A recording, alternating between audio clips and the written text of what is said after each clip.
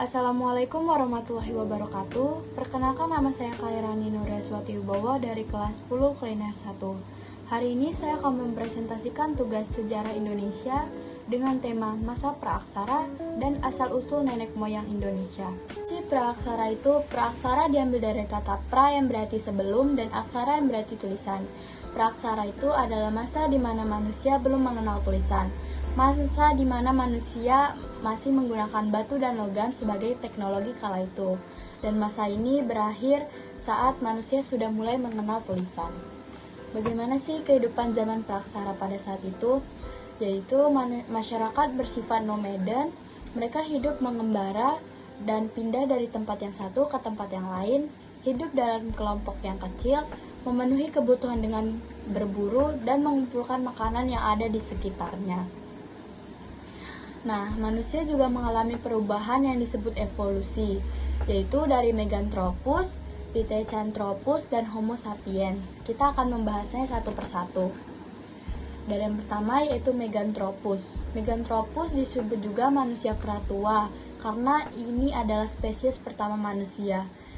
Dan ciri-cirinya yaitu tulang pipi yang tebal, keningnya menonjol, tidak mempunyai dagu, memiliki geraham yang besar, bentuk wajah yang diduga besar, rahang bawah yang tegap, bentuk gigi homonim, dan memakan tumbuh-tumbuhan. Lanjut, yang kedua yaitu ada Pithecanthropus. Pithecanthropus memiliki arti manusia kera berbadan tegak. Ini berasal dari kata erectus yang berarti tegak. Fosil manusia purba saat itu ditemukan di lembah Bengawan Solo, Jawa Tengah pada 1891 oleh Eugene Dubais. Ciri-cirinya yaitu tinggi badan sekitar 165-180 cm, volume otak berkisar antara 750-1350 cc, bentuk tubuh dan anggota badan tetap, alat pengunya sangat kuat, bentuk geraham kuat dengan rahang yang kuat, tonjolan kening tebal, hidung tebal, bagian belakang kepala yang menonjol. Yang ketiga yaitu ada Homo sapiens. Homo sapiens atau manusia cerdas adalah manusia purba yang berbentuk setelah terjadi proses evolusi selama ribuan tahun. Manusia jenis ini tidak hanya mampu membuat peralatan untuk sehari-hari, tetapi juga telah menggunakan akal dan memiliki sifat seperti manusia modern saat ini. Ciri-ciri Homo sapiens adalah tinggi badan berkisar antara 130-210 cm, berat badan antara 30-150 kg, volume otak antara 1000-2000 cc, reduksi di bagian gigi, rahang, dan otot-otot kunyah sehingga mulai terdapat dagu di rahang bawah, otot-otot dan tulang-tulang ukurannya menjadi lebih mungil. Kita lanjut ke materi selanjutnya yaitu asal-usul nenek moyang Indonesia. Penduduk Austronesia yang masih termaksud dalam wilayah Kepulauan Nusantara kemudian menetap dan akhirnya disebut sebagai bangsa Melayu Indonesia. Orang-orang inilah yang menjadi nenek moyang langsung dari bangsa Indonesia sekarang.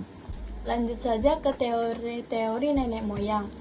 Yang pertama ada teori Yunan. Menurut teori Yunan, nenek moyang bangsa Indonesia berasal dari Yunan, Cina. Teori ini turut didukung dengan penemuan sebuah kapak tua di Nusantara yang mempunyai kesamaan dengan kapak di Asia Tengah. Yang kedua ada teori Out of Taiwan. Menurut teori Out of Taiwan, nenek moyang bangsa Indonesia berasal dari Taiwan, bukan dari Cina. Diperkirakan mereka datang dari Taiwan melalui Filipina sekitar tahun 4500 sampai 3000 sebelum Masehi. Kemudian antara tahun 3500 sampai 2000 sebelum Masehi mereka bermigrasi ke Indonesia lewat Sulawesi dan menyebar ke seluruh pelosok Nusantara. Ketiga ada teori Nusantara. Teori ini menyebutkan bahwa nenek moyang bangsa Indonesia berasal dari Indonesia sendiri, bukan dari luar. Teori ini didukung oleh beberapa ahli ternama seperti Muhammad Yamin, Gorscraft, dan J. Crawford. Teori ini mengatakan bahwa bangsa Melayu merupakan bangsa dengan peradaban tertinggi. Yang keempat ada teori Out of Africa. Menurut teori Out of Africa, nenek moyang bangsa Indonesia berasal dari Afrika.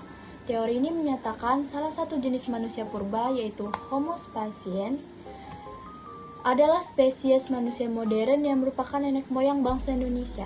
Homo sapiens diperkirakan muncul sejak 120.000 tahun yang lalu. Sekian tugas presentasi sejarah dari saya. Mohon maaf jika ada salah kata atau pelafalan yang kurang berkenan. Wassalamualaikum warahmatullahi wabarakatuh.